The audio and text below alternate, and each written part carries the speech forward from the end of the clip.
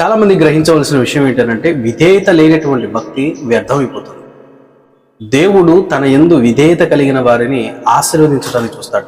ప్రభు అయిన యేసుక్రీస్తు వారిని మీరు చూడగలరు. దేవునికి విధేయత చూపించి తను సమర్పించుకున్నాడు. ఆయనకంటే మార్గదర్శనం ఇంకెవరైనా ఉన్నారా? ఆలోచించండి. ప్రభువుని మార్గదర్శనంగా మనం చూడాలి.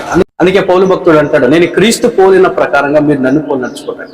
చాలా మంది క్రైస్తవులు విధేయత చూపించకుండా దేవునికి లోబడకుండా భక్తి చేస్తున్నాం అని అంటుంటారు. మీ భక్తి చాలా వ్యర్థమైపోతుంది. అలాంటి భక్తిని దేవుడు ఎప్పటికీ అంగీకరించడు. విధేయతలోనే విజయం ఉంటుంది, విధేయతలోనే ఆశీర్వాదం ఉంటుంది, విధేయతలోనే దేవుని యొక్క గొప్పదైనటువంటి ప్రణాళిక కూడా ఉంటుంది. అబ్రహాము దేవుని పిలుపులకు విధేయత చూపించాడు. అందుకే గొప్పదైనటువంటి జనాంగమునకు ఆయన ఆశీర్వాదకరంగా మారాడు. కనుక ప్రియులారా, విధేయతలో ఎంతో విజయం ఉంది, విధేయతలో ఎంతో ఆశీర్వాదం ఉంది, విధేయతలో దేవుని కరుణ కృప దాగి ఉంది. విధేయత కలిగిన భక్తి చేసిన ప్రతి ఒక్కరూ ఎప్పటికీ జీవితంలో ఓడిపోరు, భక్తి జీవితంలో జారిపోరు. ఆలోచించండి, విధేయత లేని భక్తి ఎప్పటికీ వ్యర్థమే.